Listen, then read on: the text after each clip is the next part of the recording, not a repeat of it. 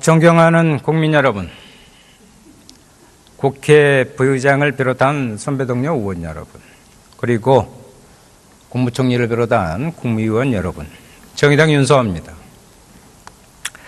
지난해 12월 16일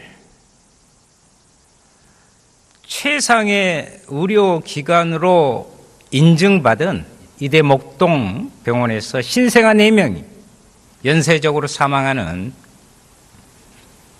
그 충격은 국민들에게 여러 가지 모습을 보여줬습니다.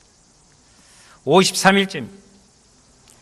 얼마 전 아이들의 부모를 만나가지고 이야기하는데 참으로 가슴 저리는 아픔과 또 억울함, 그 이야기를 많이 들었습니다.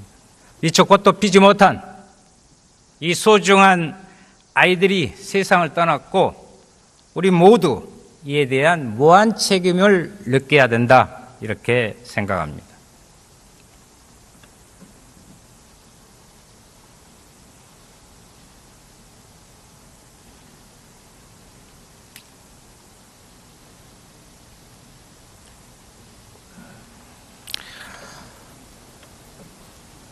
네.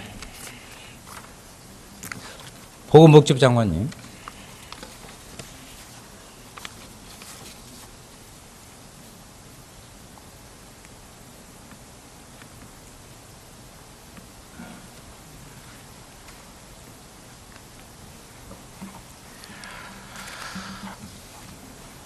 현재까지 밝혀진 신생아들의 그 사망 원인은 어떻게 되고 있습니까? 예, 국가수 보건 결과에 의하면은 지질 영양 주사제를 통한 시트로박터 프론디균에 의한 폐혈증으로 지금 사인이 추정되고 있습니다.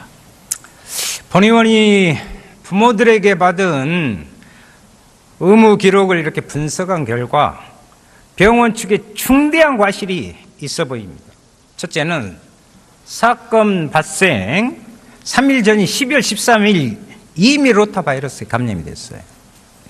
그럼 이때에 즉각 격리 조치를 했어야 되는데 중환자실 그대로 뒀단 말이에요. 아예 부모에게는 알리지도 않았어요. 보십시오. 감염 환자에 대한 명백한 법령 위반입니다. 직접 사망 원인인 시트로박터 프론디균 감염 역시 감염 관리에 소홀해서 발생한 문제다, 이렇게 본다 이 말입니다. 또 보세요. 병원 내 감염 관리 책임은 병원장에게 있기 때문에 당연히 병원장에 대한 수사도 이루어져야 된다, 이렇게 생각합니다. 저는. 어떻게 생각하십니까?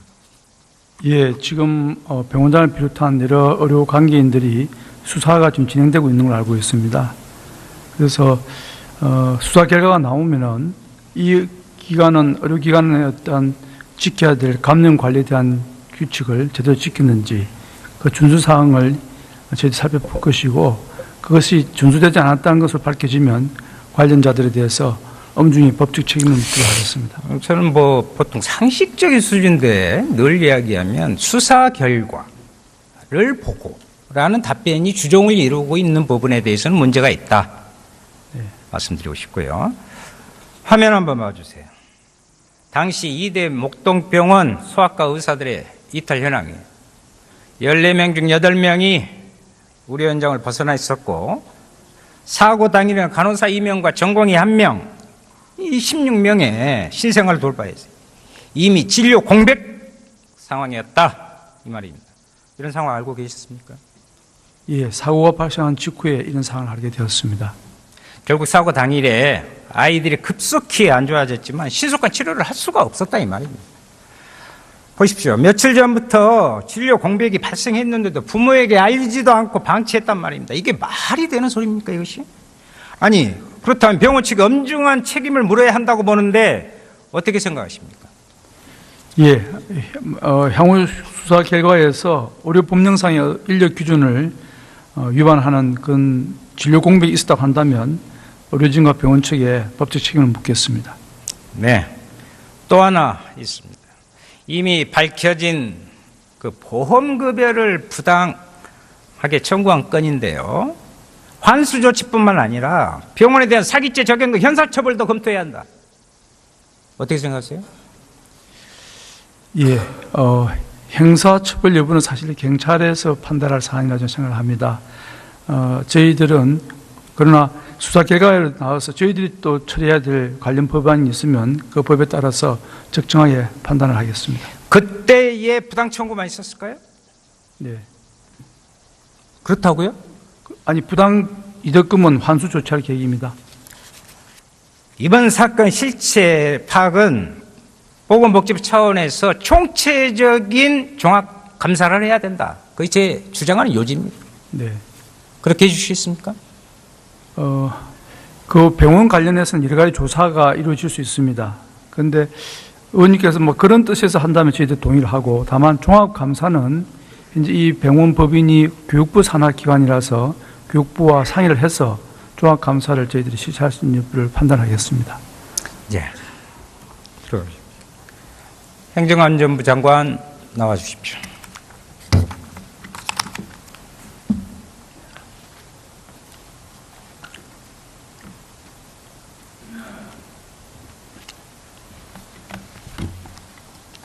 보건복지부 장관님께서 경찰 수사를 좀 지켜봐야겠다고 그러시는 거예요. 네. 행정안전부 장관님께 예. 어떻게 진행되고 있습니까? 지금? 지금 아마 서울지방경찰청 광역수사대에서 사건 나고 바로 이틀 뒤엔가 바로 수사 착수를 해서 아마 지금 그 담당 주치 전공이 수간호사, 간호사 두 분 등 총 지금 5분에 대해서는 아마 피의자 조사를 한 것 같고요. 지금 방금 의원님께서 말씀하신 병원의 운영자, 병원장 등을 위한 그 책임에 대한 것도 아마 수사를 하고 있는 것으로 그래 알고 있습니다. 앞서 확인해 드렸던 네. 진료 공백의 책임, 네. 병원 내 감염관리 책임, 보험급여 부당 청구에 대해서 수사를 확대해서 병원장도 운영진을 소환 조사해야 한다. 거기 동의하십니까? 예, 의원님, 워낙 그 수사에 관련된 사건을 제가 의원님한테 바로 적답을 드릴 수는 조금 조심스럽고요. 그러나 의원님께서 말씀하신 데 적어도 진료 공백, 방금 복지부 장관께서도 말씀하셨습니다만 진료 공백 같은 거는 저는 큰 병원으로서는 엄청난 중대한 직무를 위반하는 게 되지 않겠습니까? 그리고 의원님께서 말씀하신 대로 여러 가지 미리 이미 다른 질병이 발생했는 데 대한 적절한 조치를 못했던 것, 이런 부분에 대해서 아마 경찰이 철저히 수사하리라고 그렇게 알고 있고요. 혹시라도 오늘 의원님께서 지적하신 부분들을 경찰에 이런 오늘 지적이 있었다는 걸 전하겠습니다. 네.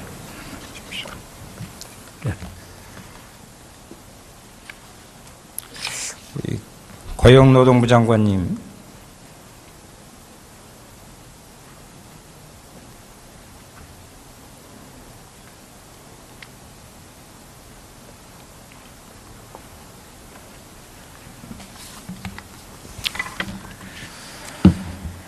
수고 많으십니다. 현재 한국장애인 고용공단에서 장애인들이 농성 중인 거 알고 계시죠? 예, 알고 있습니다. 그 이유가 뭡니까? 예. 그 이유가요? 예, 지금 장애인들, 중증 장애인들에 대한 최저임금 적용제 폐지했고, 공공 부분에 중증 장애인들 일자리 창출에 대한 그런 요구를 하고 있습니다. 예. 네.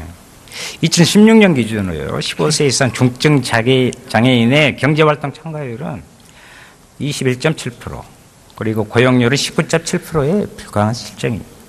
일을 하고 있는 중증 장애인도요, 상황 좋지 않잖아요. 왜냐? 중증 장애인 대상자는 최저임금 제외 대상이기 때문에 잘 알고 계십니다. 중증 장애인 노동자의 평균 최저임금은요, 법정 최저임금의 절반도 안 됩니다. 이런 노동자가 8,000명입니다. 장관, 최저임금 제도의 취지가 무엇입니까? 장애인이라고 해서 제외하는 것이 맞습니까? 저희가 장애인에 대해서는 오히려 더 우대를 해야 되는 게 현실적으로 맞다고 생각합니다. 그러나 그 장애인을 고용하는 사업주들이 장애인들이 그 일반인들에 비해서 그 업무 능력이나 이렇게 그런 부분은 떨어지는 것은 좀 사실입니다. 그래서 저희가 최저임금제를 중증 장애인에 적용하지 않는 이유는 그 최저임금제를 적용을 하게 되면 중증 장애인에 대한 고용률이 굉장히 떨어지고 있습니다. 그래서 저희가 그 장애인들의 채용을 좀 올리기 위해서 그런 제도를 도입을 했으나 그 문제가 또 그 중증 장애인에 대한 또 더 큰 차별이라는 이런 인식 또한 있는 것도 사실입니다. 부득이하게 네. 오히려 장애인의 일자를 늘리기 위해서 어찌할 수 없다. 지금 그런 말씀이십니까? 그런 취지에서 도입이 된 건 사실입니다. 그런데 장관님 생각은? 그러나 저희는 이제 단계적으로 장애인 최저임금 그리고 적용제도 그 제도를 개편해야 될 필요가 이제 왔다 이런 생각을 합니다. 그래서 저희가 그 장애인 최저임금에 대한 그 적용제를 최소화하기 위해서 올해부터 적용제외 인가 기준을 좀 강화했습니다. 그리고 장애인 고용 촉진 기금을 활용해서 중증 장애인에 대한 적정 수준의 임금이 보장될 수 있도록 하는 연구 방향에 대한 연구 용역을 저희가 지금 됐습니다. 그래서 그 부분에 대한 연구 결과도 마련하고요. 또 이번에 그 농성하고 있는 아까 말씀하신 전국 장애인 차별철폐연대를 포함한 장애인 총연합회 등과 고용노동부가 함께 TF를 구성해서 여기에 대한 중증 장애인 최저임금 제도에 대한 그 부분을 마련하려고 TF를 구성하고 있습니다. 예, 장애인 일자리는 임금을 깎는 방식이 아니라 공공일자를 확충하고 또 거기에 대해서 장애인 고용 기업의 지원을 강화하는 방식으로 설계돼야 됩니다. 그렇습니다. 예. 예. 그러면 그렇게 해 주시는 것으로 알고 예, 최선을 다하겠습니다. 감사합니다. 예. 아니, 잠깐요. 더 계셔야겠네요. 죄송합니다. 예. 주 15시간 월 65.2시간 이상 일하는 노동자의 경우에는 퇴직금, 연차휴가, 주휴수당 등 법정수당이 지급돼야 합니다. 맞습니까? 예, 그렇습니다. 화면 봐주십시오. 경기도 모 기관에서 매월 장애인 활동보조인에서 받는 확인서입니다. 보시면 임금 항목 및 산정 방식을 자유로운 의사로 작성했다. 이 일을 제기하자고 형사처벌을 원치 않는다. 그 외에도 본인의 의지로 추가 근로 및 휴일 근로를 했고 법정수당을 요청하지 않을 것을 약속한다는 확인서를 받고, 이거 노동법 위반 아니에요? 예, 그렇습니다. 장애인 활동 지원 사업을 수행하는 서비스 기관이 지금 의원님 말씀하신 대로 그런 일을 저지르고 있다 그러면 장애인 활동 지원 그 보조인에게 퇴직금 그리고 유급 휴일 수당 등 여러 가지를 지급해야 되는데 그렇지 않고 있다 그러면은 이건 노동관계법 위반에 해당이 됩니다. 네. 예. 보건복지부 장관 나와 주십시오.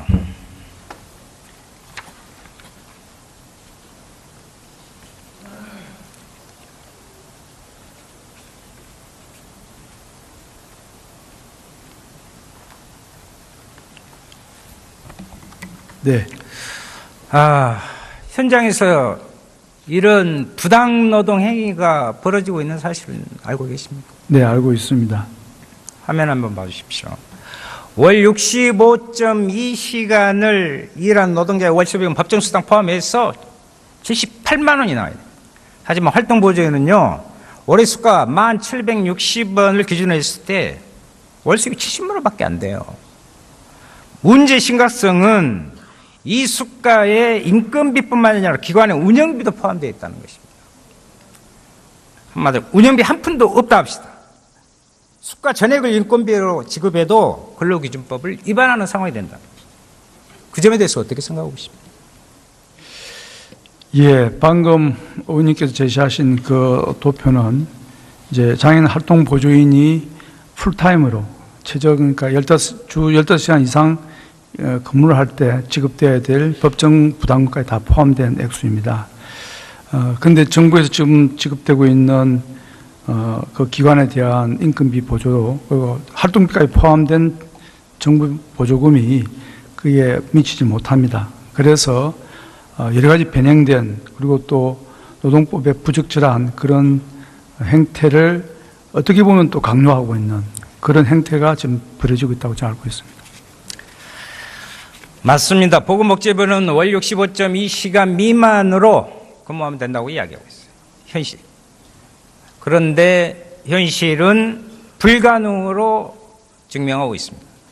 활동보조인 대다수가요, 월 100시간이 훨씬 넘게 일하고 있습니다. 어떻게 65시간 미만이 가능합니까?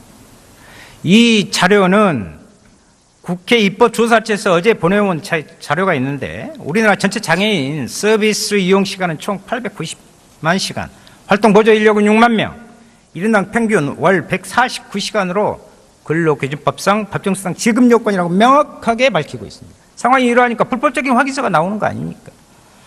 결국 기관은 기관대로, 활동 보조인은 보조인대로 재직임도 못 받는 사태가 생길 수밖에 없습니다. 현장에서 이런 상황 대원님 어떻게 생각하십니까? 정말 안타깝게 생각합니다. 그리고 이런 일들이 작년 예산 과정에서 어느 정도 예상을 했기 때문에 여러 가지로 저희도 참 최선을 다했습니다. 했고, 다만 올해도 이게 이제 법은 집행되고 있어서 저희 부로서는 고용노동부와 상의를 해서 가능한 좀 일자리 안정 자금을, 이 기관이 비록 정부로부터 보조금을 받고 있지만 일자리 안정 자금을 지원을 받을 수 있도록 그렇게 협의를 했고 그것이 가능해졌습니다. 그래서 올해는 어떤 좀 급한 불이긴 합니다만 그 기관 운영에 다소는 좀 순통을 틀 수 있지 않겠나 그렇게 생각을 하고 기대를 하고 있습니다. 복지부가 그동안 기존처럼 이 문제를 활동보조인과 기관 문제로 보면 기관, 활동보조인, 장애인 당사자가 고스란히 떠안게 됩니다. 그 고통을요. 장애인 활동 지원 사업은 누가 책임져야 됩니까? 지금 보건복지부가 그 책임을 지고 있습니다. 네. 우리 장관께서는 반드시 해결해 주셔야겠네요. 네. 예. 감사합니다. 네.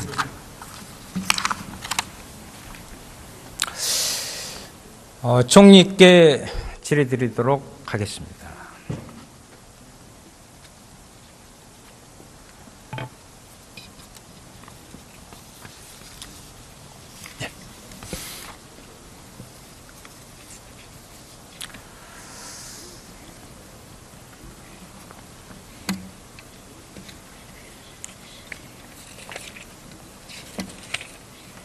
제 질의는 없으실 줄 알고. 예. 곧 설날이 다가옵니다. 모두가 즐거워해야 되겠잖아요.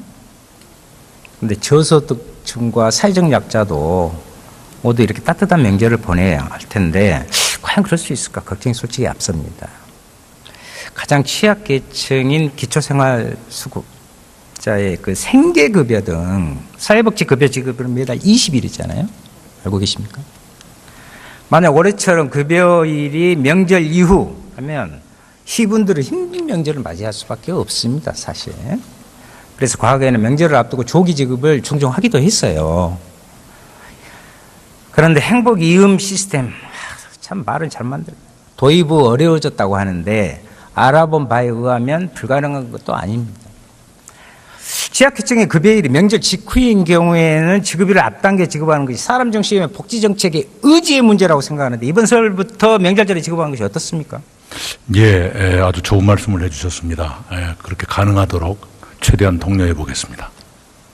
그렇게 해 주십시오. 네. 같이 따뜻한 명절 보내야 됩니다. 네. 좋은 말씀 해주셔서 감사합니다. 예. 또 하나 고용노동부에서도 열심히 노력하고 계신 걸로 알고 있는데 체불 임금 부분도 더욱더 좀 살펴주시기 바랍니다. 네. 네, 감사합니다. 주십시오.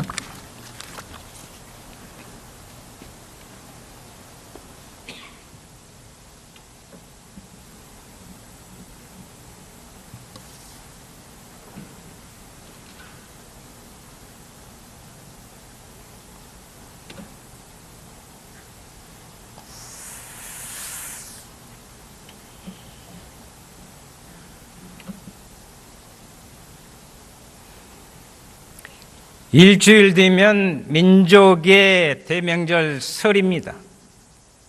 그리고 이틀 뒤에는 9일부터 평창 동계 올림픽이 시작됩니다. 절묘하지 않습니까? 우리는 커다란 명절을 한꺼번에 같이 맞이하고 있는 것입니다. 이번 설 명절이 일하는 사람들에게는 모두에게 따뜻한 설 명절이 되기를 바라고 더불어서 평창 올림픽이 세계인의 축제이자 한반도 평화의 새로운 계기를 만들기를 진심으로 바라고요. 평창 설원에서, 그 차가운 설원에서 평화의 그 벚꽃 같은 기운이 우리 모두를 정말 행복하게 하고 그 이후로도 따뜻한, 그래서 우리 모두를 아름답게 하는. 감사합니다.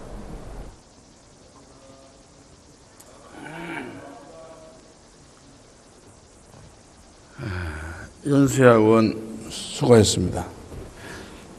다음은 경기 용인정 출신의 더불어민주당 소속 표창원 의원 나오셔서 질문해 주시기 바랍니다.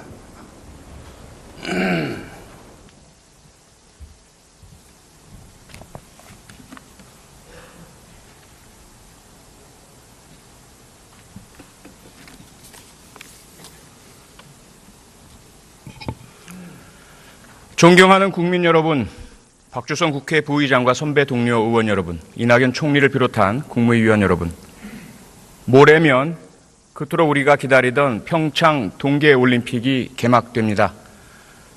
대한민국이 삼수 끝에 가까스로 얻은 너무나 소중한 기회입니다. 세계인들을 우리가 초청해 두고 벌이는 인류의 축제, 제전입니다. 무엇보다도 안전이 가장 중요하지 않겠습니까? 그런데 지금 여전히 일부의 정치인들의 극단적인 이념 공세와 정치 공격, 이를 이어받은 극단적인 이념 단체의 과격 시위, 그 뒤에는 혹시나 외국의 사례처럼 외로운 늑대 방식의 테러 공격이 있지 않을까 커다란 우려가 먹구름처럼 들이고 있습니다. 오늘 이 자리에서 우리는 평창 동계올림픽과 패럴림픽의 성공을 기원하고 올림픽 정신을 구현하자는 국회 특별 결의안을 통과시켰습니다. 하지만 만장일치가 아니었습니다. 반대하는 분도 있었고 기권하는 분도 계셨으며 참가하지 않은 분도 계셨습니다. 국회마저 한마음 한뜻이 안 될 때 과연 우리가 갈라진 국민들께 하나가 되어서 올림픽 성공을 기원해달라고 할 수 있겠습니까? 두 번째, 지난 제천과 밀양 화재 참사로 인해서 많은 분들이 희생되셨습니다. 다시 한번 삼가 고인들의 명복을 빕니다. 제가 제천과 밀양 현장에 가서 유족분들께 공통으로 들은 이야기가 있습니다. 첫째, 재난 앞에서 정쟁을 멈춰라. 둘째, 철저하게 진상과 원인을 규명해달라. 셋째, 책임 소재를 명확히 밝히고 엄정히 책임을 물어달라. 넷째, 재발 방지책을 제대로 마련해달라. 다섯째, 그 과정에서 결코 억울한 희생양을 만들지 말라. 그런데 돌아와서 국회에서 제가 마주한 현실은 유족분들의 뜻과 많이 달랐습니다. 정치 공격이 여전히 난무했고요. 소방관들을 처벌해달라고 목소리 높이고 있었습니다. 희생양으로 말이죠. 이 두 가지 안전 문제에 대해서 국무총리께 질의드리겠습니다.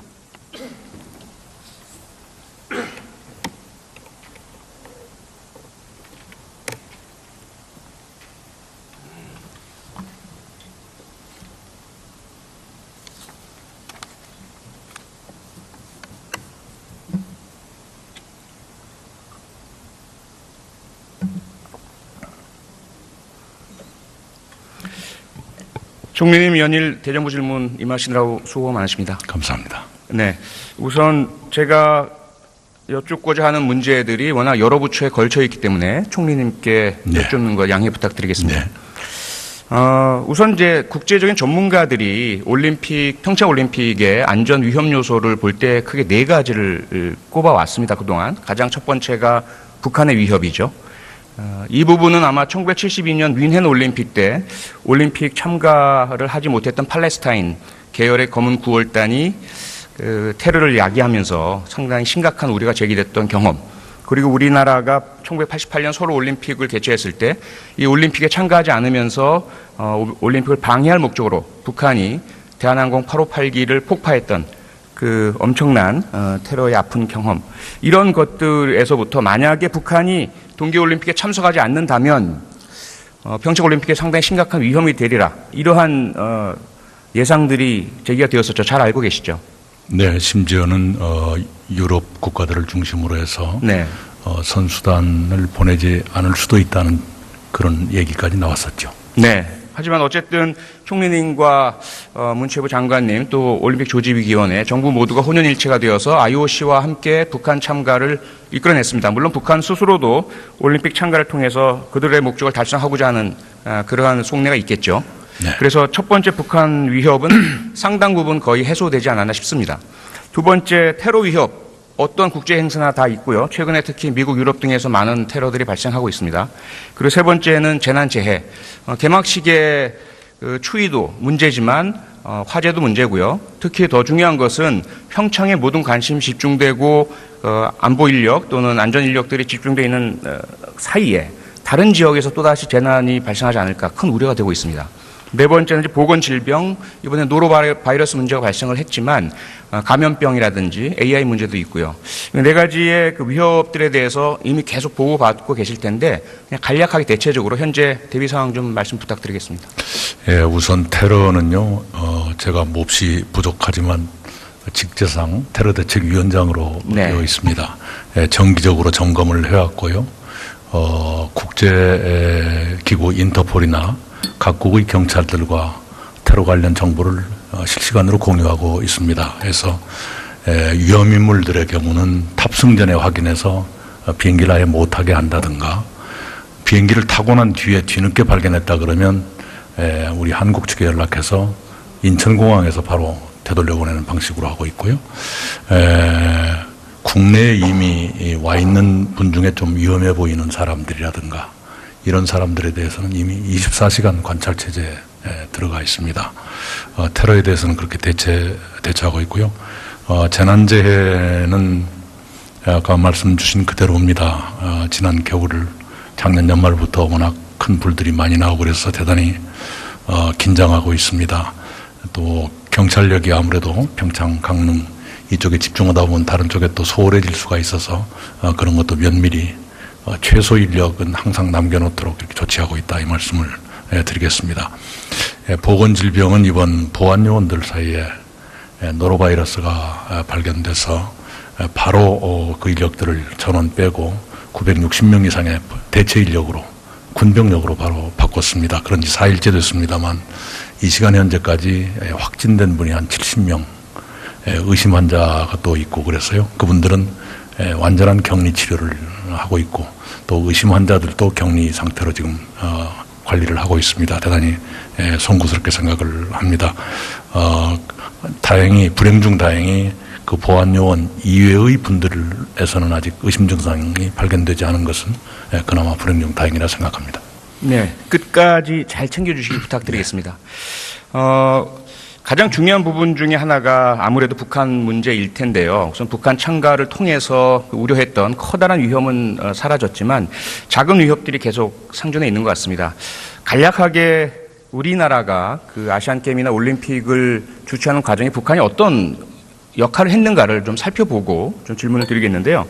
잘 아시겠지만 우선 1970년대 당시 박정희 대통령께서는 아시안게임이나 올림픽을 유치하려는 노력을 많이 했습니다. 그런데 1968년 김신조 사건이 터지면서 남북 긴장이 고조되고 우리 경제도 어려워지면서 포기를 하게 되었고요. 그러다 70년대 말에 다시 추진을 하셨는데 결국 꿈을 이루지 못하고 전두환 쿠데타로 인해서 집권한 그 오공 정권이 이어받아서 81년에 바덴바덴 서울올림픽 유치의 기적을 일궈냈죠. 그때 우리 정주영 현대 회장의 역할도 컸고 국민들이 저도 기억하지만 정말 커다란 그 기쁨과 환호에 빠졌던 기억이 있습니다. 문제는 그 뒤에 북한이 우리와 함께 아시안게임 유치 경쟁을 하다가 결국 바덴바덴 결정 이후에 포기를 하고 우리가 단독 유치를 하게 되죠.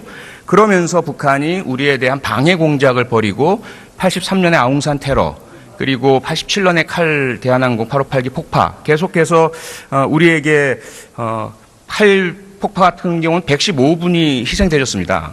그리고 아웅산 테러 때는 경제부총리, 외교장관, 산업부 장관 그리고 심지어 기자분까지 경호원들까지 해서 17명이 사망하셨고요. 이러한 커다란 위협에도 불구하고 전두환 당시 대통령은 뭐라고 얘기했냐면 이것이 우리가 보일 수 있는 인내의 끝이다라고 하면서 인내를 하기로 했습니다. 왜?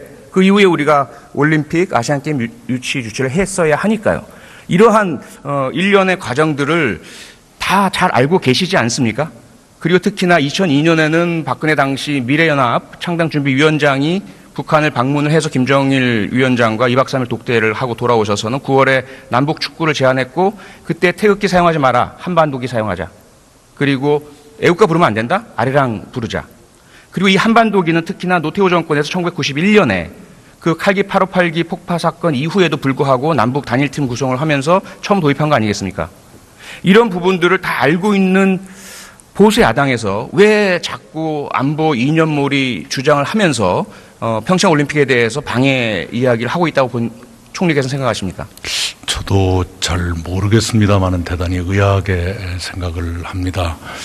저도 정치하는 사람이어서 함부로 말씀드리기는 조심스럽습니다만은 자기가 과거에 어떤 주장을 했었던가 이것을 국민들이 잊어버릴 것 같지만 오히려 본인들이 잊어버리고 국민들이 기억하시는 것 같은 그런 느낌이 드는군요.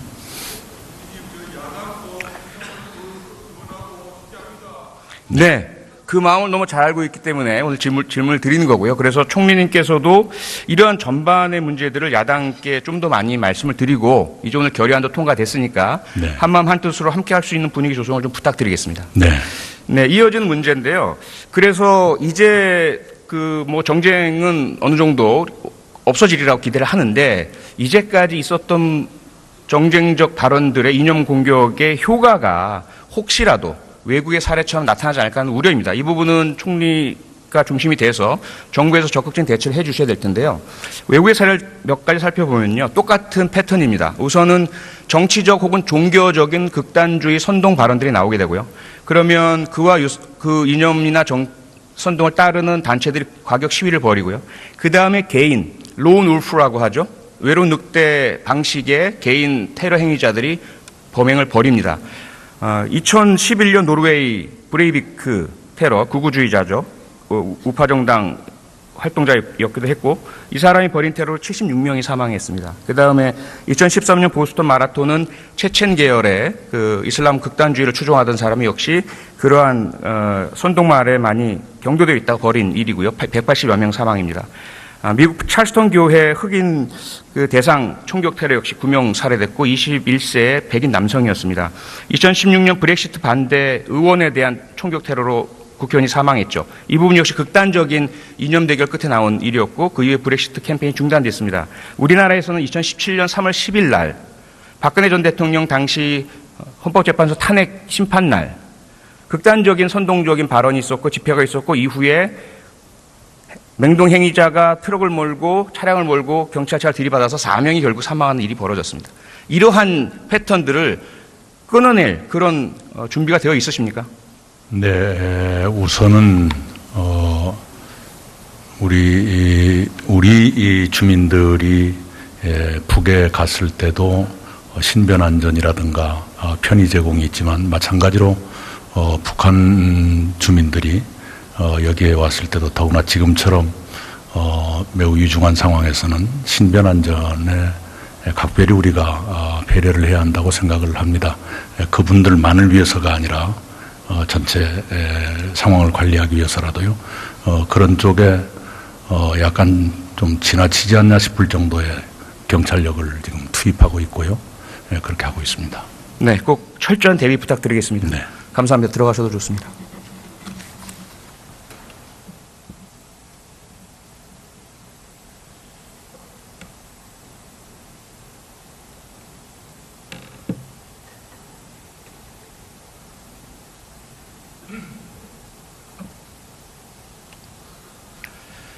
네, 정치권에 호소 드리겠습니다. 여야 이념을 떠나서 평창 동계올림픽은 대한민국의 소중한 기회이자 전 세계인을 초청해놓고 우리가 벌이는 인류의 재전입니다. 부디 안전한 그리고 성공적인 개최를 위해서 모두 힘을 모아주시길 부탁드리겠습니다. 아울러 제천 밀양 화재 참사는 관계 당국의 조사와 전문가들의 분석에 따르면 우선 건축법상의 문제, 가연성 단열재들이 사용되고 방화 구획이 제대로 설치 운영되고 있지 않으며 소방 점검이 제대로 이루어지지 못하고 소방 인력과 장비와 훈련이 부족한 전반적인 안전 적폐에 총한 이것을 특정 개인의 책임으로 돌리고 정치의 공격으로 삼지 않았으면 좋겠습니다. 우리 모두가 힘을 모아서 평창의 성공과 국민 안전을 확보하는 데 하나가 되어주시길 부탁드리겠습니다. 고맙습니다.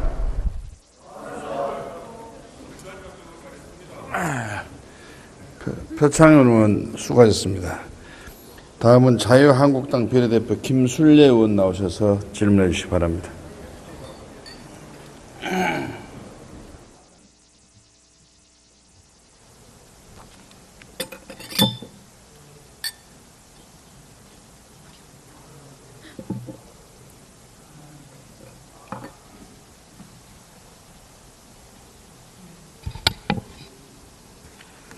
존경하는 국민 여러분, 박주선 부의장을 비롯한 선배 동료 의원 여러분, 그리고 이낙연 국무총리와 국무위원 여러분, 자유한국당 김순례 의원입니다. 현 정부 들어 시작된 한풀이의 정치, 실험 정치, 독단의 정치는 이제 멈춰야만 합니다. 탈원전, 최저임금 1만 원, 뒤집기식의 교육정책, 위안부 할머니 재협상 철회 등 수많은 정책이 갈팡질팡하고 있습니다. 현 정부는 과거 정권 지우개에만 함몰이 돼 있고 퍼주기식 정책만을 지향하고 있습니다. 참으로 안타까운 실정입니다. 국무총리께서는 앞으로 나와주시기 바랍니다.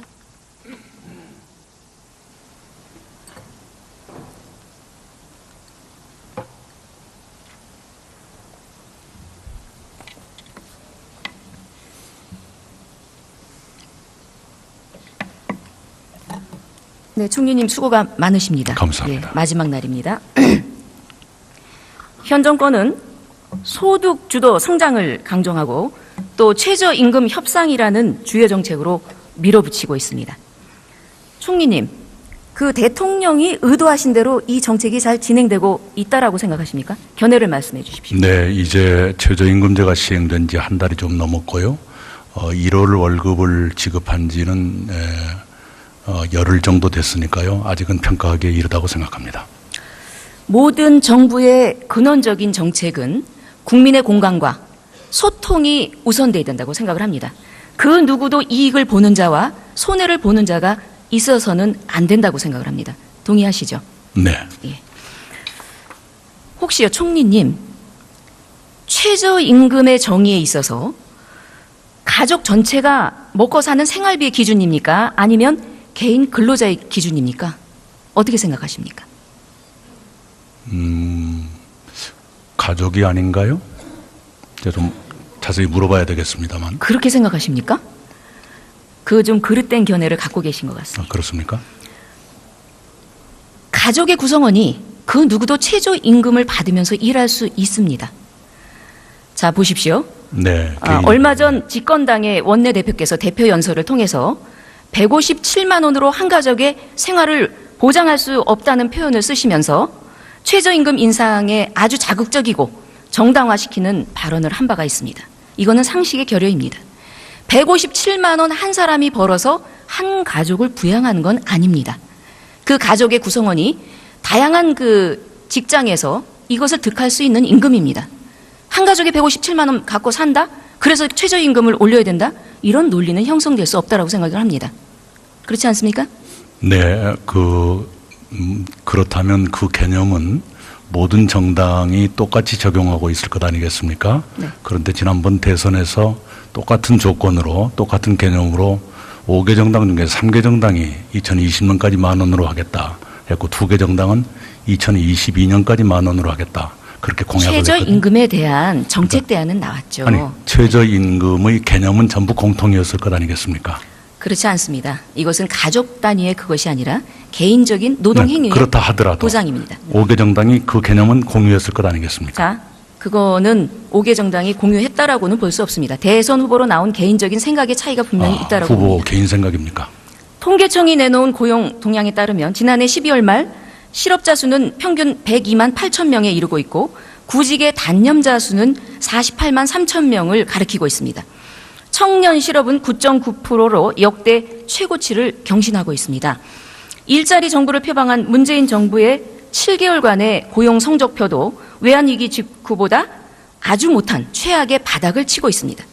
단기적 일부 부작용이라는 그런 주장을 하고 있는 납득하기 어려운 대통령의 낙관적 경제관념에 대해서 총리의 생각은 어떠십니까? 대통령께서도 결코 안이하게 보고 계시지 않습니다. 이것이 일부 부작용이라고 말씀하셨잖아요. 어떤 특정 사안에 대해서 그런 표현을 쓰셨는지 모르겠지만 경제 상황, 특히 고용 상황에 대해서 그런 인식을 갖고 있지 않습니다. 일반적인 퍼져 있는 건 아니다. 이렇게 네. 말씀하시는 겁니까? 문 대통령의 공약인 2020년까지 최저임금 인상은 왜 꼭 1만 원으로 인상되어야 하고 어떻게 1만 원이라는 그 액수의 배경이 나왔는지, 그리고 또한 매년 16%씩 인상이 되어져야 하는 재원 마련의 그 감내 능력은 우리 정부가 갖고 있는지, 그것에 대한 총리의 의견을 좀 묻고 싶습니다. 네, 왜 1만 원인가 하는 것은 대통령 선거 당시에 우리 사회의 일종의 분위기가 그렇게 성숙돼 있었지 않나 싶습니다. 제 기억이 맞다면 민주당, 바른정당, 정의당이 2020년까지 1만 원, 그리고 자유한국당과 국민의당이 2022년까지 1만 원으로 하겠다고 공약을 했을 정도면 이미 사회적으로 그만큼 분위기가 성숙됐기 때문에 공약으로 채택을 했겠죠. 그리고 감당할 수 있느냐 하는 문제는 감당 능력을 봐가면서 할 것입니다. 물론 그것도 최저임금위원회가 정하는 것입니다만 단지 금년에는 첫 해이고 그래서 작년 연말에 정기국회에서 의원님 여러분께서 일자리 안정자금을 쓰도록 허용해 주신 점에 대해서 감사드립니다만은 그것을 활용해서 그것 등을 활용해서 약간 높은 편인 이번 최저임금 인상이 연착륙되도록 최선을 다하겠습니다.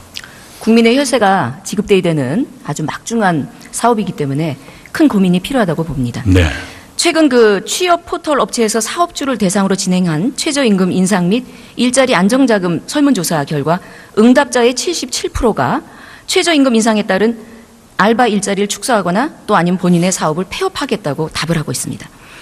일자리 정부를 표방한 문재인 정권의 정책이 서민과 청년 일자리를 없애는 것이 아닌지 의견을 좀 말해 주시죠. 네, 그런 일이 없도록 하기 위해서 일자리 안정자금을 쓰려고 하고 있고요.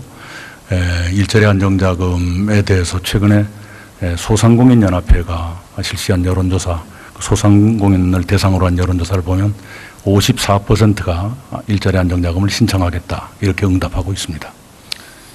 그 일자리 안정자금의 신청률이 지금 0.7% 정도에 불과한 그 이면의 이유가 있습니다.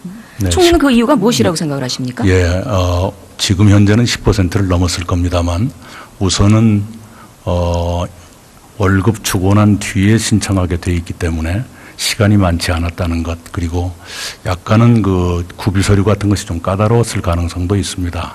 그리고 일부에서 특히 의원님들께서 우려하시는 바와 같이 사회보험료 지원이 일시적으로만 되고 그 뒤로는 그 사용자의 부담으로 오지 않느냐 하는 몇 가지의 불안감이 있는 것으로 보입니다. 그런 점에 대해서 불안을 최소화하도록 추가 보완 조치도 강구를 하겠고요. 그리고 이 사용자들, 특히 영세 자영업자를 포함한 그 사용자들께서 고통을 겪으시는 카드 수수료라든가 임차료 인상의 억제라든가 또는 간접적인 지원이라든가 이런 방법을 통해서 최저임금 인상의 부담을 최소화하도록 더 노력을 하겠습니다. 말씀대로 그 4대 보험의 가입이 굉장한 정신적인 부담으로 네. 오고 있고요. 그리고 이것이 한시적인 사업이라는 데 걸림돌이 있습니다. 네, 그리고 주유수당이라는 부분은 굉장히 큰 멍해로 작용이 되고 있습니다. 그런 부분을 이런 가입 시에 사업주는 15만 원, 근로자는 13만 원을 또 부담해야 된다는 이런 것도 굉장한 부담의 원인으로 작용이 되고 있습니다. 네, 그 기회를 주신다면 한마디만 우리 국민들께 말씀을 드리고 싶습니다. 작년 말 바로 이 국회에서 의원님들께서 그 일자리 안정자금을 승인을 해 주시면서 부대 의견을 붙이신 게 19년 이후에도 금년의 3조 원을 넘지 않는 범위 내에서 써라 하는 그런 계획을 붙이셨고요. EITC, 근로장려세제 같은 간접 지원 방식을 더 많이 활용해라 이런 주문을 해 주셨습니다. 그러니까 원래 저희들은 한시적인 제도로 출발했습니다만은 꼭 1년 만에 끝난다는 것은 아니다. 이것을 우리 소상공인들께 말씀을 드리고 싶습니다. 아무튼 공론화되고 국민이 공감할 수 있는 네. 정책의 대안을 제시해 주시기 바랍니다. 네. 시장 경제의 논리라면 임금이 오르면 시장 경제는 요동치게 마련입니다. 제품이나 서비스 가격은 상승하게 되고 이런 그 가격 상승으로 이루어지는데 총리님 생각은 어떠십니까? 네, 가격 상승은 꼭 인건비가 물론 영향을 줍니다만 그것이 전부는 아닐 것이고요. 여러 가지 조사를 보면 임차료 또 카드 수수료 등이 영향을 크게 주는 걸로 보고 있습니다. 그래서 저희들이 임차료 인상 상한선을 9%에서 5%로 낮추는 조치를 취했습니다.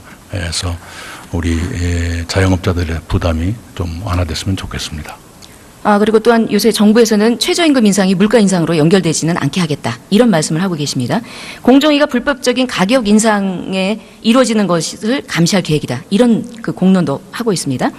그런데 이거는 행정력을 동원해서 국민을 보복하겠다는 말로 좀 들릴 수밖에 없습니다. 과연 자유자본주의에서 국민을 위한 정부인지 이에 대해서 좀 말씀을 좀 해보십시오. 네, 좀 지나친 말을 이렇게 그 말이 보도된 것 같은데요. 그렇게 할 만큼의 행정력의 여력도 없고요. 특히 무슨 명단 공개가 보도된 바 있습니다만 그것은 고액 상습 그리고 유죄 확정 판결을 받은 경우에는 공개할 수 있다. 이렇게 법에 되어 있기 때문에요. 그 법을 설명한 것에 불과합니다. 그럼 조사 대상의 80.7%가 지금 말하고 있는 이런 체불 미지급에 대해서 이런 강제적인 권한은 발동하지 않겠다는 말씀이십니까? 최대한 연착륙이라는 것은 아까 존경하는 의원님께서 말씀하신 그런 방법이라면 연착륙이라고 말할 수가 없죠. 그거야말로 경착륙이죠. 이러한 80%의 잠재적인 범법자로 낙인 찍혀서는 안 되겠죠. 그리고 이런 명단을 공개한다는 것도 어불성설입니다. 국민을 보호해야 될 책임이 있고 네. 그렇기 때문에 이런 보호할 국민에 대해서 정책 대안은 보호하는 차원에서 돼야 된다고 생각을 합니다. 네, 총리님 동의하십니까? 네, 아까 말씀드린 대로 명단 공개는 고액 또는 상습, 유죄 확정 판결 이 세 가지 조건이 갖추어졌을 경우에 그것도 반드시 명단 공개한다가 아니라 할 수도 있다. 이 정도고요. 거듭 말씀드리지만 욱박질러서 이것을 착륙시키고 싶은 마음은 없습니다. 연착륙이란 건 어떻게든 고통을 분담해 가면서 함께 가도록 하는 것이 시간이 걸리더라도 그렇게 가는 것이 옳다고 생각합니다. 알겠습니다. 자리로 돌아가 주시기 바랍니다. 박상기 법무장관님 앞으로 나와 주시기 바랍니다.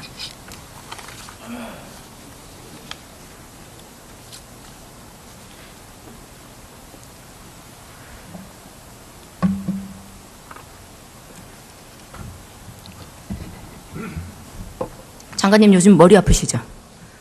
서지현 검사 성추행 사건으로 상당히 머리가 아프실 걸로 알고 있습니다. 언론을 통해서 이 사건을 접하면서 동시대를 살아가는 여성으로서 이 서지현 검사의 오랜 그 고통을 용기 있게 했다는 것에 대해서는 응원을 드립니다. 그런데 이런 용기 있는 행동이 자칫 정치적으로 이용되고 선의의 피해자가 나와서는 안 될 거라고 생각이 됩니다. 어떠십니까? 저도 그렇게 생각합니다. 그렇게 생각하십니까? 네네. 자, 제가 그 장관님을 앞에 모신 이유 중에 하나는 꼭 한 가지 질문을 하고 싶은 내용이 있어서 모셨습니다. 네. 답을 해주시기 바랍니다. 국민에게 솔직하게 말씀해 주시기 바랍니다. 네. 장관님께서는 지난해 8월에 지인으로부터 이런 그 문건을 전달받았다고 언론에서 제가 본 바가 있습니다. 네, 그렇습니다. 맞습니까? 네. 그 지인이 정치인입니까? 아닙니까? 개인적인 것이기 때문에 그것은 그렇게 중요하지도 않고 밝힐 누굴 꼭 집어서 얘기하라는 건 필요도 아니지 없다고 않습니까? 정치인입니까? 아닙니까? 정치는 아닙니다, 현재. 정치인 아닙니까? 네네. 예, 알겠습니다. 자리로 돌아가십시오.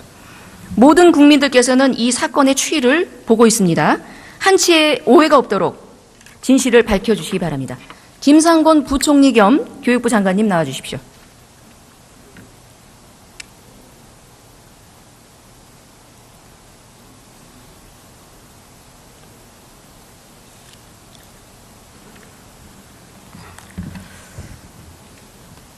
부총리님. 예. 큰 이슈의 정책을 많이 발표하셨어요. 부임을 받고. 오락가락 정책, 혼란만 키우는 정책, 엇박자 정책, 영혼이 없는 정책이었다고 본 의원은 단정하고 싶습니다. 지난해 8월 수학 능력 평가 절대 확대 개편을 1년간 유예했습니다. 그렇죠? 예, 그렇습니다. 특성화고 취업형 현장 실습 제도는 2020년까지 폐지해서 11월 실습 학생이 사망하자 즉시 폐지로 되었습니다. 맞죠? 예. 12월에는 유치원 어린이집 방과 후 수업 과정에 영어 교육 금지를 했던 결정이 학부모 의견 수렴으로 다시 선회되는 결정이 있었습니다. 그렇죠? 조금 내용이 다릅니다. 예. 예. 조금 그 설명을 한번 올리겠습니다. 해보십시오. 예. 첫 번째 말씀하신 이제 수능 개편 부분은 이전 정부에서 2016년 3월에 수능 개선위원회를 만들어서 2015 개정 교육과정에 따라서 2021학년도 수능을 어떻게 할 것인가를 거기서 논의하기 시작했습니다. 그래서 그것을 2017년 8월 말까지 발표하기로 예정돼 있었던 것을 그 수능 개선위원회에서 내놓은 결론을 가지고서 의견을 묻는 중에 워낙에 많은 의견들이 나오고 해서 이건 전체적으로 국민 의견들을 좀 다시 한번 수렴해야 되겠다 하는 판단에서 이제 1년을 연기해서 금년 8월 말까지 할 거고요.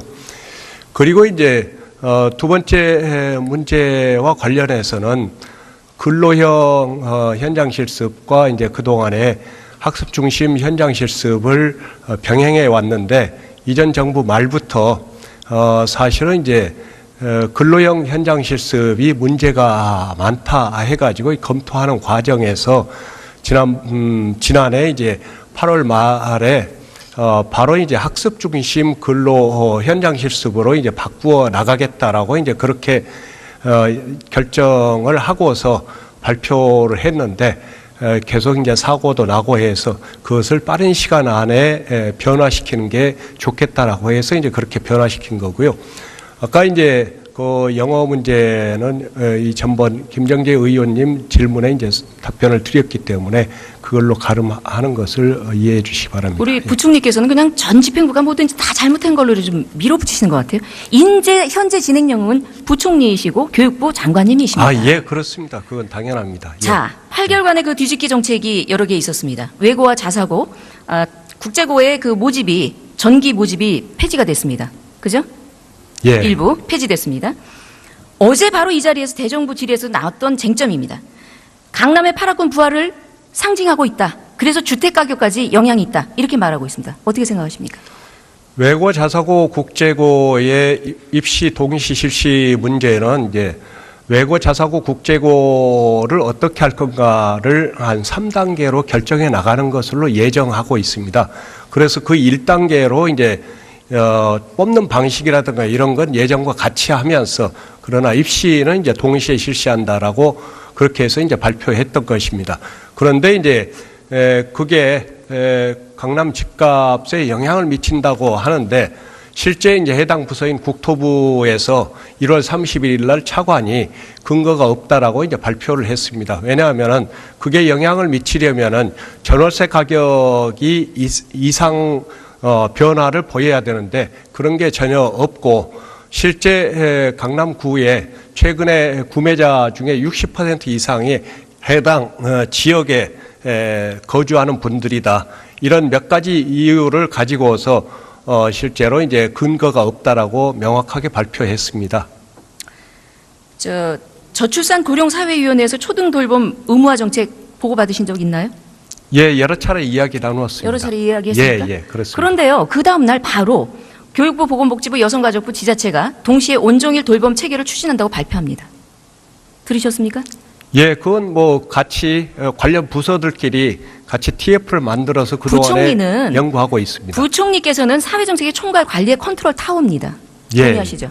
예. 그런데 이 각기 다른 업무 부처에서 각각의 다른 발표가 나온다는 게 이게 말이 됩니까? 아니, 각기 다른 발표가 나온 건 없고요. 일자리 고령사회위원회에서는 거기 위원회 차원에서 연구하는 것을 이야기 몇 차례 했었고, 저희는 이제 관련 부처들끼리 TF를 만들어서 거기에서 본격적으로 온종일 돌봄을 어떻게 할 건가. 이건 모든 국민들이 원하시는 것이기 때문에 그걸 위해서 이제 진지하게 연구하고 검토하고 가까운 시일 안에 결론을 내고자 하고 있습니다. 국민은요, 예. 다른 부서에서 나온 거에 대해서 불신감을 갖고 있습니다. 이게 탁상 행정의 아주 최본보기라고 저는 생각이 듭니다. 교육이 실험의 대상입니까? 우리 부총리께서는 그렇게 생각하십니까? 전혀 그렇게 생각하지 않습니다. 그렇게 생각하시면 안 되죠. 예, 그렇습니다. 네. 예. 그러나 이런 그 설리금 부실 교육의 정책 그 남발로 인해 가지고 국민들은 굉장히 혼란에 빠져 있습니다. 교육열이 높은 우리나라의 국민들은 이 자리에서 그 대국민 좀 사과를 하실 의향은 없으십니까? 번복되는 그 정책의 발표에 대해서. 예, 국민적인 이제 최대의 관심사에 대해서 이제 국민들의 의견을 보다 깊게 수렴하고 또 사회적 합의를 이루기 위해서 유예했다는 것을 이제 말씀드리고 싶습니다. 그걸 우회로 표현하십니까?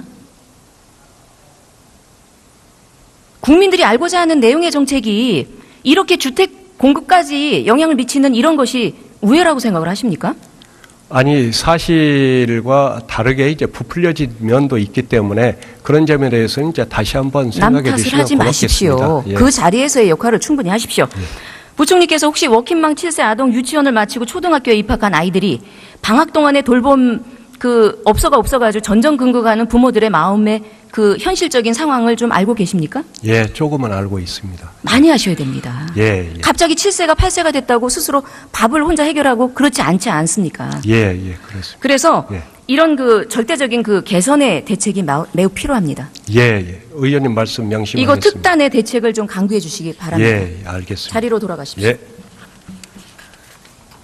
일가정 양립을 하는 워킹맘과 맞벌이 부부가 안심하고 자식을 양육할 수 있는 그런 사회가 구성이 돼야 합니다. 국가가 국민을 이분법적인 논리로 정책을 나눈다면 그 나라는 국민의 여론 대립과 혼란으로 국격은 떨어지고 국력은 쇠락할 수밖에 없습니다. 대통령의 공약이라는 그 침착에 함몰되어서 쫓기듯 국민 공감과 여론을 무시한 급조된 정책은 반드시 국민의 고통이라는 결과물로 되돌아온다는 것을 문재인 정권과 여당은 명심하시기 바랍니다. 경청해 주셔서 감사합니다.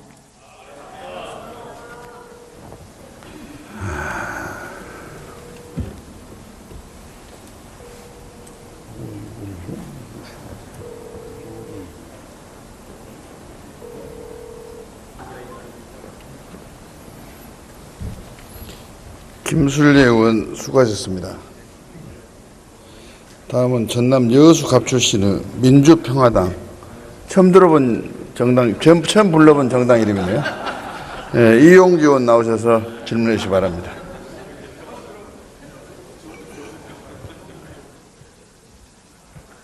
여쭙고자 하는 문제들이 워낙 여러 부처에 걸쳐 있기 때문에 총리님께 네. 여쭙는 거 양해 부탁드리겠습니다. 네. 우선 이제 국제적인 전문가들이 평창 올림픽의 안전 위험 요소를 볼 때 크게 네 가지를 꼽아왔습니다. 그동안 가장 첫 번째가 북한의 위협이죠. 이 부분은 아마 1972년 뮌헨 올림픽 때 올림픽 참가를 하지 못했던 팔레스타인 계열의 검은 9월단이 테러를 야기하면서 상당히 심각한 우려가 제기됐던 경험, 그리고 우리나라가 1988년 서울 올림픽을 개최했을 때 이 올림픽에 참가하지 않으면서 올림픽을 방해할 목적으로 북한이 대한항공 858기를 폭파했던 그 엄청난 테러의 아픈 경험, 이런 것들에서부터 만약에 북한이 동계올림픽에 참석하지 않는다면 평창올림픽에 상당히 심각한 위험이 되리라, 이러한 예상들이 제기가 되었었죠. 잘 알고 계시죠? 네, 심지어는 유럽 국가들을 중심으로 해서 네. 선수단을 보내지 않을 수도 있다는 그런 얘기까지 나왔었죠. 네. 하지만 어쨌든 총리님과 문체부 장관님 또 올림픽 조직위원회 정부 모두가 혼연일체가 되어서 IOC와 함께 북한 참가를 이끌어냈습니다. 물론 북한 스스로도 올림픽 참가를 통해서 그들의 목적을 달성하고자 하는 그러한 속내가 있겠죠. 네. 그래서 첫 번째 북한 위협은 상당 부분 거의 해소되지 않았나 싶습니다. 두 번째 테러 위협, 어떤 국제 행사나 다 있고요. 최근에 특히 미국, 유럽 등에서 많은 테러들이 발생하고 있습니다. 그리고 세 번째는 재난재해. 개막식의 추이도 문제지만 화재도 문제고요. 특히 더 중요한 것은 평창에 모든 관심이 집중되고 안보 인력 또는 안전 인력들이 집중되어 있는 사이에 다른 지역에서 또다시 재난이 발생하지 않을까 큰 우려가 되고 있습니다. 네 번째는 이제 보건질병, 이번에 노로바이러스 문제가 발생을 했지만 감염병이라든지 AI 문제도 있고요. 네 가지의 그 위협들에 대해서 이미 계속 보고받고 계실 텐데 그냥 간략하게 대체적으로 현재 대비 상황 좀 말씀 부탁드리겠습니다. 예, 우선 테러는요, 제가 몹시 부족하지만 직제상 테러대책위원장으로 되어 있습니다. 예, 정기적으로 점검을 해왔고요. 국제기구 인터폴이나 각국의 경찰들과 테러 관련 정보를 실시간으로 공유하고 있습니다. 그래서 위험인물들의 경우는 탑승 전에 확인해서 비행기를 아예 못하게 한다든가, 비행기를 타고 난 뒤에 뒤늦게 발견했다 그러면 우리 한국 측에 연락해서 인천공항에서 바로 되돌려 보내는 방식으로 하고 있고요. 국내에 이미 와 있는 분 중에 좀 위험해 보이는 사람들이라든가 이런 사람들에 대해서는 이미 24시간 관찰 체제에 들어가 있습니다. 테러에 대해서는 그렇게 대처하고 있고요. 재난재해는 아까 말씀 주신 그대로입니다. 지난 겨울을 작년 연말부터 워낙 큰 불들이 많이 나오고 그래서 대단히 긴장하고 있습니다. 또 경찰력이 아무래도 평창, 강릉 이쪽에 집중하다 보면 다른 쪽에 또 소홀해질 수가 있어서 그런 것도 면밀히 최소 인력은 항상 남겨놓도록 이렇게 조치하고 있다, 이 말씀을 드리겠습니다. 보건질병은 이번 보안요원들 사이에 노로바이러스가 발견돼서 바로 그 인력들을 전원 빼고 960명 이상의 대체 인력으로, 군병력으로 바로 바꿨습니다. 그런 지 4일째 됐습니다만 이 시간 현재까지 확진된 분이 한 70명, 의심 환자가 또 있고 그래서요. 그분들은 완전한 격리 치료를 하고 있고 또 의심 환자들도 격리 상태로 지금 관리를 하고 있습니다. 대단히 송구스럽게 생각을 합니다. 다행히, 불행 중 다행히 그 보안요원 이외의 분들에서는 아직 의심 증상이 발견되지 않은 것은 그나마 불행 중 다행이라 생각합니다. 네, 끝까지 잘 챙겨주시기 부탁드리겠습니다. 가장 중요한 부분 중에 하나가 아무래도 북한 문제일 텐데요. 우선 북한 참가를 통해서 우려했던 커다란 위험은 사라졌지만 작은 위협들이 계속 상존해 있는 것 같습니다. 간략하게 우리나라가 그 아시안게임이나 올림픽을 주최하는 과정에 북한이 어떤 역할을 했는가를 좀 살펴보고 좀 질문을 드리겠는데요. 잘 아시겠지만 우선 1970년대 당시 박정희 대통령께서는 아시안게임이나 올림픽을 유치하려는 노력을 많이 했습니다. 그런데 1968년 김신조 사건이 터지면서 남북 긴장이 고조되고 우리 경제도 어려워지면서 포기를 하게 되었고요. 그러다 70년대 말에 다시 추진을 하셨는데 결국 꿈을 이루지 못하고 전두환 쿠데타로 인해서 집권한 그 오공 정권이 이어받아서 81년에 바덴바덴 서울올림픽 유치의 기적을 일궈냈죠. 그때 우리 정주영 현대 회장의 역할도 컸고 국민들이 저도 기억하지만 정말 커다란 그 기쁨과 환호에 빠졌던 기억이 있습니다. 문제는 그 뒤에 북한이 우리와 함께 아시안게임 유치 경쟁을 하다가 결국 바덴바덴 결정 이후에 포기를 하고 우리가 단독 유치를 하게 되죠. 그러면서 북한이 우리에 대한 방해 공작을 벌이고 83년에 아웅산 테러, 그리고 87년에 칼 대한항공 858기 폭파, 계속해서 우리에게 칼 폭파 같은 경우는 115분이 희생되셨습니다. 그리고 아웅산 테러 때는 경제부총리, 외교장관, 산업부 장관, 그리고 심지어 기자분까지 경호원들까지 해서 17명이 사망하셨고요. 이러한 커다란 위협에도 불구하고 전두환 당시 대통령은 뭐라고 얘기했냐면 이것이 우리가 보일 수 있는 인내의 끝이다라고 하면서 인내를 하기로 했습니다. 왜? 그 이후에 우리가 올림픽, 아시안게임 유치를 했어야 하니까요. 이러한 일련의 과정들을 그래서 과거에는 명절을 앞두고 조기 지급을 종종 하기도 했어요. 그런데 행복 이음 시스템, 참 말은 잘 만들어요. 도입이 어려워졌다고 하는데 알아본 바에 의하면 불가능한 것도 아닙니다. 취약계층의 급여일이 명절 직후인 경우에는 지급일을 앞당겨 지급하는 것이 사람 중심의 복지 정책의 의지의 문제라고 생각하는데 이번 설부터 명절 전에 지급하는 것이 어떻습니까? 예, 아주 좋은 말씀을 해주셨습니다. 그렇게 가능하도록 최대한 독려해 보겠습니다. 그렇게 해 주십시오. 네. 같이 따뜻한 명절 보내야 됩니다. 네. 좋은 말씀 해주셔서 감사합니다. 예. 또 하나 고용노동부에서도 열심히 노력하고 계신 걸로 알고 있는데 체불 임금 부분도 더욱더 좀 살펴주시기 바랍니다. 네. 네, 감사합니다. 주십시오.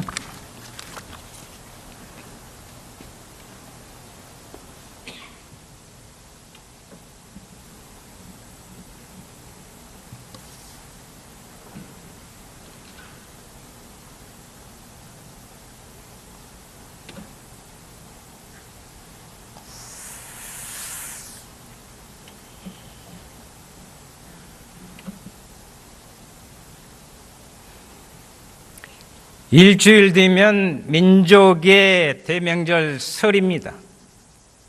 그리고 이틀 뒤에는 9일부터 평창 동계 올림픽이 시작됩니다. 절묘하지 않습니까? 우리는 커다란 명절을 한꺼번에 같이 맞이하고 있는 것입니다. 이번 설 명절이 일하는 사람들에게는 모두에게 따뜻한 설 명절이 되기를 바라고, 더불어서 평창 올림픽이 세계인의 축제이자 한반도 평화의 새로운 계기를 만들기를 진심으로 바라고요. 평창 설원에서, 그 차가운 설원에서 평화의 그 벚꽃 같은 기운이 우리 모두를 정말 행복하게 하고 그 이후로도 따뜻한, 그래서 우리 모두를 아름답게 하는. 감사합니다.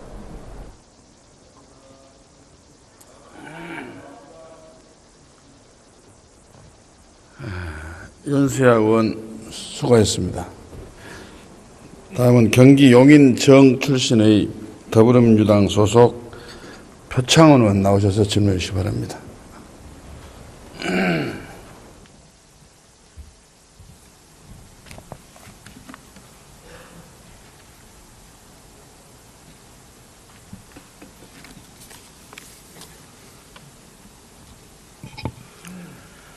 존경하는 국민 여러분, 박주선 국회 부의장과 선배 동료 의원 여러분, 이낙연 총리를 비롯한 국무위원 여러분, 모레면 그토록 우리가 기다리던 평창 동계올림픽이 개막됩니다.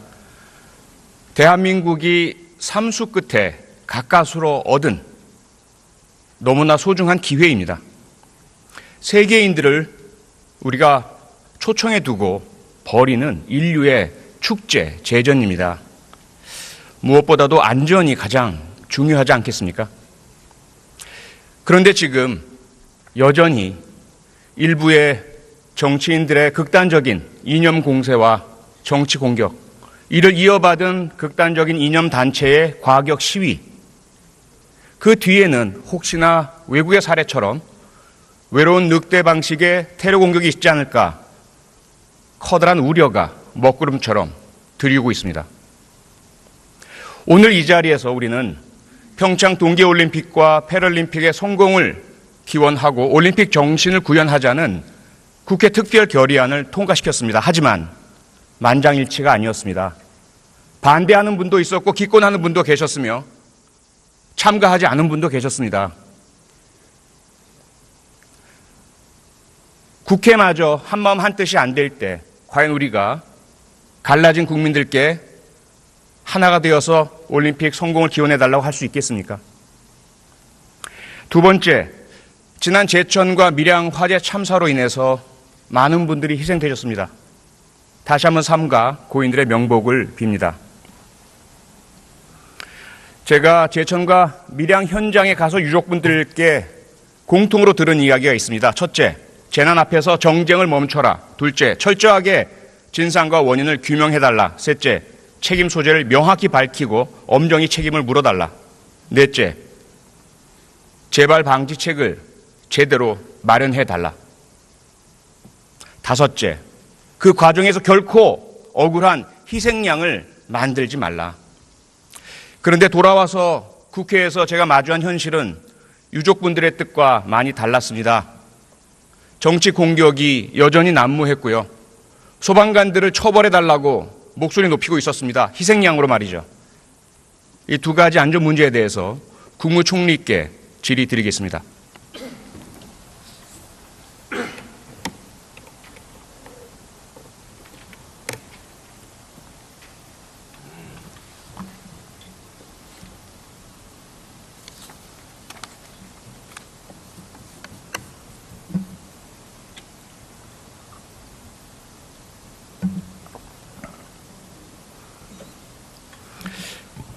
총리님 연일 대정부 질문 임하시느라고 수고 많으십니다. 감사합니다. 네, 우선 제가 들어가십시오. 행정안전부 장관 나와 주십시오.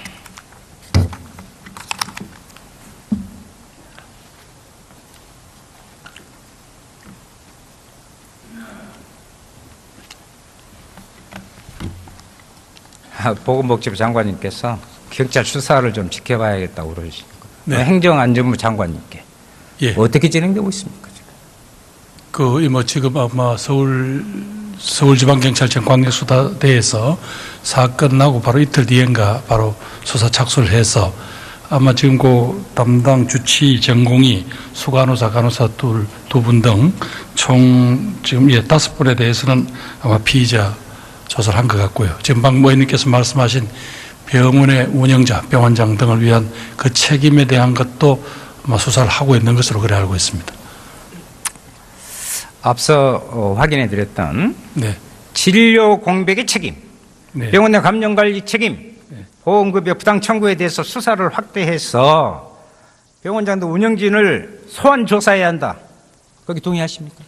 예, 의원님, 워낙 그 수사에 관련된 사건을 제가 의원님한테 바로 적답을 드릴 수는 조금 조심스럽고요. 그러나 의원님께서 말씀하신 데 적어도 진료 공백, 방금 복지부 장관께서도 말씀하셨습니다만 진료 공백 같은 거는 저는 큰 병원으로서는 엄청난 중대한 직무를 위반하는 게 되지 않겠습니까? 그리고 의원님께서 말씀하신 대로 여러 가지 미리 이미 다른 질병이 발생했는데 대한 적절한 조치를 못했던 것, 이런 부분에 대해서 아마 경찰이 철저히 수사하리라고 그렇게 알고 있고요. 혹시라도 오늘 의원님께서 지적하신 부분들을 경찰에 이런 오늘 지적이 있었다는 걸 전하겠습니다. 네.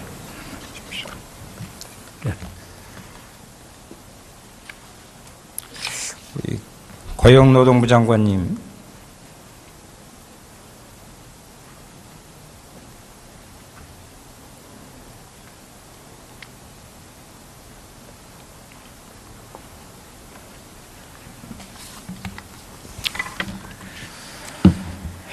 수고 많으십니다. 현재 한국장애인 고용공단에서 장애인들의 농성 중인 거 알고 계시죠? 예, 알고 있습니다. 그 이유가 뭡니까? 예. 그 이유가요? 예, 지금 장애인들, 중증 장애인들에 대한 최저임금 적용제 폐지했고 공공 부분에 중증 장애인들 일자리 창출에 대한 그런 요구를 하고 있습니다. 예. 네.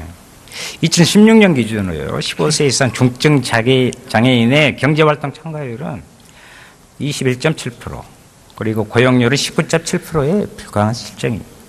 일을 하고 있는 중증 장애인도요, 상황 좋지 않잖아요. 왜냐? 중증 장애인 대상자는 최저임금 제외 대상이기 때문에 잘 알고 계십니다. 중증 장애인 노동자의 평균 최저임금은요, 법정 최저임금의 절반도 안 됩니다. 이런 노동자가 8,000명입니다. 장관, 최저임금 제도의 취지가 무엇입니까? 장애인이라고 해서 제외하는 것이 맞습니까? 저희가 장애인에 대해서는 오히려 더 우대를 해야 되는 게 현실적으로 맞다고 생각합니다. 그러나 그 장애인을 고용하는 사업주들이 장애인들이 그 일반인들에 비해서 그 업무 능력이나 이렇게 그런 부분은 떨어지는 것은 좀 사실입니다. 그래서 저희가 최저임금제를 중증 장애인에 적용하지 않는 이유는 그 최저임금제를 적용을 하게 되면 중증 장애인에 대한 고용률이 굉장히 떨어지고 있습니다. 그래서 저희가 그 장애인들의 채용을 좀 올리기 위해서 그런 제도를 도입을 했으나 그 문제가 또 그 중증 장애인에 대한 또 더 큰 차별이라는 이런 인식 또한 있는 것도 사실입니다. 부득이하게 네. 오히려 장애인의 일자를 늘리기 위해서 어찌할 수 없다. 지금 그런 말씀이십니까? 그런 취지에서 도입이 된 건 사실입니다. 그런데 장관님 생각은? 그러나 저희는 이제 단계적으로 장애인 최저임금 그리고 적용제도 그 제도를 개편해야 될 필요가 이제 왔다 이런 생각을 합니다. 그래서 저희가 그 장애인 최저임금에 대한 그 적용제를 최소화하기 위해서 올해부터 적용제외 인가 기준을 좀 강화했습니다. 그리고 장애인 고용 촉진 기금을 활용해서 중증 장애인에 대한 적정 수준의 임금이 보장될 수 있도록 하는 연구 방향에 대한 연구 용역을 저희가 지금 됐습니다. 그래서 그 부분에 대한 연구 결과도 마련하고요. 또 이번에 그 농성하고 있는 아까 말씀하신 전국 장애인 차별철폐연대를 포함한 장애인 총연합회 등과 고용노동부가 함께 TF를 구성해서 여기에 대한 중증 장애인 최저임금 제도에 대한 그 부분을 마련하려고 TF를 구성하고 있습니다. 예, 장애인 일자리는 임금을 깎는 방식이 아니라 공공일자리를 확충하고 또 거기에 대해서 장애인 고용 기업의 지원을 강화하는 방식으로 설계돼야 됩니다. 그렇습니다. 예. 예.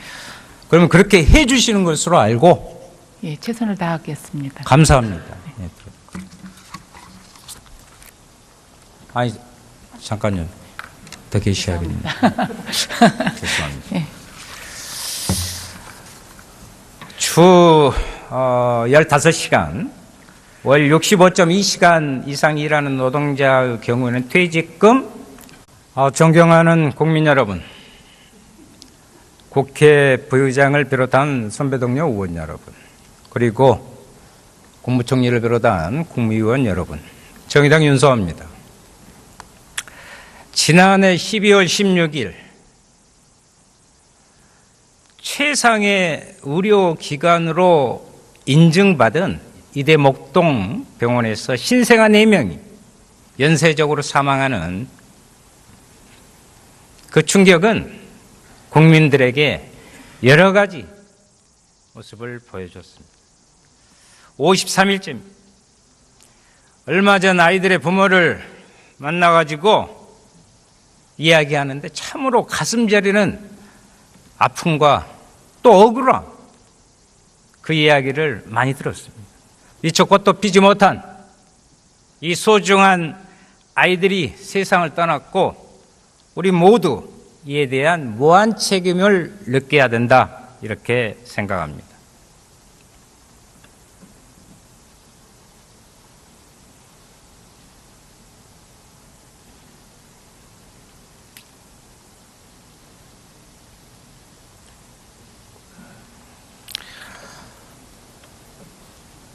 네. 보건복지부 장관님.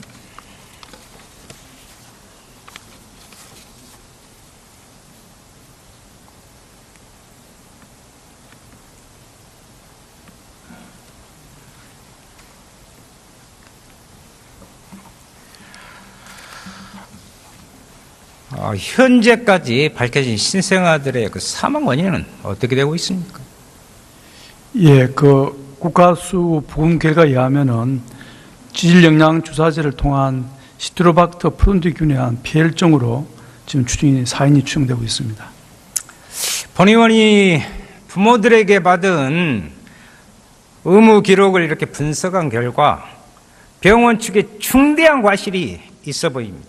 첫째는 사건 발생 3일 전인 12월 13일 이미 로타 바이러스에 감염이 됐어요. 그럼 이때에 즉각 격리 조치를 했어야 되는데 중환자실 그대로 뒀단 말이에요. 아예 부모에게는 알리지도 않았어요. 보십시오. 감염 환자에 대한 명백한 법령 위반입니다. 직접 사망 원인인 시트로박터 프론디균 감염 역시 감염 관리에 소홀해서 발생한 문제다, 이렇게 본다 이 말입니다. 또 보세요. 병원 내 감염 관리 책임은 병원장에게 있기 때문에 당연히 병원장에 대한 수사도 이루어져야 된다, 이렇게 생각합니다. 저는. 어떻게 생각하십니까? 예, 지금 병원장을 비롯한 여러 의료 관계인들이 수사가 지금 진행되고 있는 걸 알고 있습니다.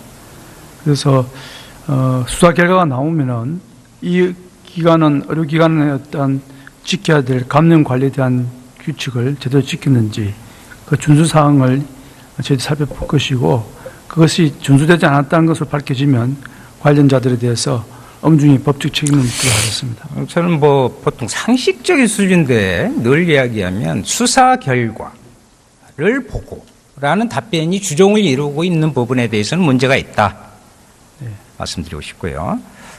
화면 한번 봐주세요. 당시 이대 목동병원 소아과 의사들의 이탈 현황이에요. 14명 중 8명이 우리 현장을 벗어나 있었고, 사고 당일에는 간호사 2명과 전공의 1명, 이 16명의 신생아를 돌파했어요. 이미 진료 공백 상황이었다, 이 말입니다. 이런 상황 알고 계셨습니까? 예, 사고가 발생한 직후에 이런 상황을 알게 되었습니다. 결국 사고 당일에 아이들이 급속히 안 좋아졌지만 신속한 치료를 할 수가 없었다, 이 말입니다. 보십시오. 며칠 전부터 진료 공백이 발생했는데도 부모에게 알리지도 않고 방치했단 말입니다. 이게 말이 되는 소리입니까, 이것이? 아니, 그렇다면 병원 측이 엄중한 책임을 물어야 한다고 보는데 어떻게 생각하십니까? 예, 향후 수사 결과에서 의료 법령상의 인력 기준을 위반하는 그런 진료 공백이 있었다고 한다면 의료진과 병원 측에 법적 책임을 묻겠습니다. 네. 또 하나 있습니다. 이미 밝혀진 그 보험급여를 부당하게 청구한 건인데요. 환수 조치뿐만 아니라 병원에 대한 사기죄 적용도 형사처벌도 검토해야 한다. 어떻게 생각하세요? 예, 형사처벌 여부는 사실 경찰에서 판단할 사안이라고 저는 생각을 합니다. 저희들은 그러나 수사 결과에 나와서 저희들이 또 처리해야 될 관련 법안이 있으면 그 법에 따라서 적정하게 판단을 하겠습니다. 그때의 부당 청구만 있었을까요? 네. 그렇다고요? 아니, 부당 이득금은 환수 조치할 계획입니다. 이번 사건 실체 파악은 보건복지부 차원에서 총체적인 종합 감사를 해야 된다. 그게 제 주장하는 요지입니다. 네. 그렇게 해주시겠습니까? 그 병원 관련해서는 여러 가지 조사가 이루어질 수 있습니다. 그런데 의원님께서 뭐 그런 뜻에서 한다면 저희들 동의를 하고, 다만 종합감사는 현재 이 병원 법인이 교육부 산하기관이라서 교육부와 상의를 해서 종합감사를 저희들이 실시할 수 있는 여부를 판단하겠습니다.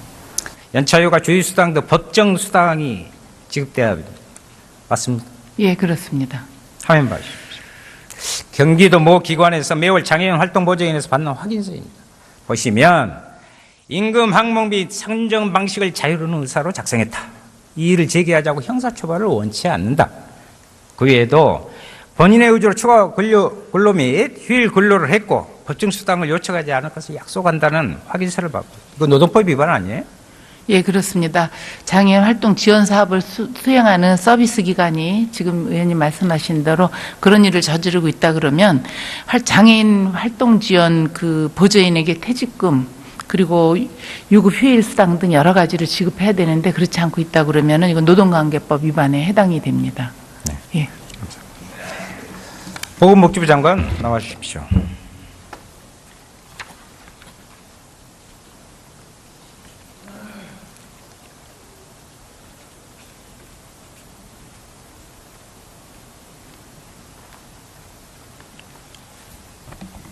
네. 현장에서 이런 부당 노동 행위가 벌어지고 있는 사실은 알고 계십니까? 네, 알고 있습니다. 화면 한번 봐주십시오. 월 65.2시간을 일한 노동자의 월수비금 법정수당 포함해서 78만 원이 나와요. 하지만 활동보조에는요, 월의 수가 1,760원을 기준으로 했을 때 월수입이 70만 원밖에 안 돼요. 문제 심각성은 이 수가에 인건비뿐만 아니라 기관의 운영비도 포함되어 있다는 것입니다. 한마디로 운영비 한 푼도 없다 합시다. 수가 전액을 인건비로 지급해도 근로기준법을 위반하는 상황이 된다. 그 점에 대해서 어떻게 생각하고 계십니까? 예, 방금 의원님께서 제시하신 그 도표는 이제 장애인 활동 보조인이 풀타임으로 최저 그러니까 주 15시간 이상 근무를 할 때 지급돼야 될 법정 부담금까지 다 포함된 액수입니다. 그런데 정부에서 지금 지급되고 있는 그 기관에 대한 인건비 보조, 그리고 활동비까지 포함된 정부 보조금이 그게 미치지 못합니다. 그래서 여러 가지 변형된 그리고 또 노동법에 부적절한 그런 행태를 어떻게 보면 또 강요하고 있는 그런 행태가 지금 벌어지고 있다고 저는 알고 있습니다. 맞습니다. 보건복지부는 월 65.2시간 미만으로 근무하면 된다고 이야기하고 있어요. 현실. 그런데 현실은 불가능으로 증명하고 있습니다. 활동보조인 대다수가요, 월 100시간이 훨씬 넘게 일하고 있습니다. 어떻게 65시간 미만이 가능합니까? 이 자료는 국회 입법조사처에서 어제 보내온 자료가 있는데 우리나라 전체 장애인 서비스 이용 시간은 총 890만 시간, 활동보조 인력은 6만 명, 1인당 평균 월 149시간으로 근로기준법상 법정수당 지급 요건이라고 명확하게 밝히고 있습니다. 상황이 이러하니까 불법적인 확인서가 나오는 거 아닙니까? 결국 기관은 기관대로, 활동 보조인은 보조인대로 재직임도 못 받는 사태가 생길 수밖에 없어요. 현장에서 이런 상황 대원님 어떻게 생각하십니까? 정말 안타깝게 생각합니다. 그리고 이런 일들이 작년 예산 과정에서 어느 정도 예상을 했기 때문에 여러 가지로 저희도 참 최선을 다했습니다. 했고, 다만 올해도 이게 이제 법은 집행되고 있어서 저희 부로서는 고용노동부와 상의를 해서 가능한 지금 일자리 안정 자금을 이 기관이 비록 정부로부터 보조금을 받고 있지만 일자리 안정 자금을 지원을 받을 수 있도록 그렇게 협의를 했고 그것이 가능해졌습니다. 그래서 올해는 어떤 좀 급한 불이긴 합니다만 그 기관을 운영에 다소는 좀 순통을 틀 수 있지 않겠나 그렇게 생각을 하고 기대를 하고 있습니다. 복지부가 그동안 기존처럼 이 문제를 활동보조인과 기관 문제로 보면 기관, 활동보조인, 장애인 당사자가 고스란히 떠안게 됩니다. 그 고통을요. 장애인 활동 지원 사업은 누가 책임져야 됩니까? 지금 보건복지부가 그 책임을 지고 있습니다. 네. 우리 장관께서는 반드시 해결해 주셔야겠네요. 네. 예. 감사합니다. 네.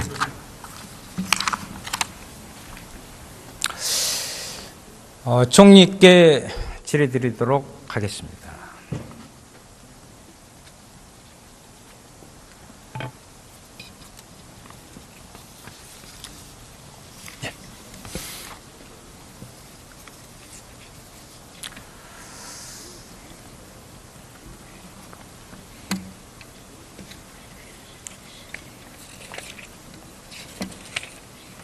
제 질의는 없으실 줄 알고. 예. 곧 설날이 다가옵니다. 모두가 즐거워해야 되겠잖아요.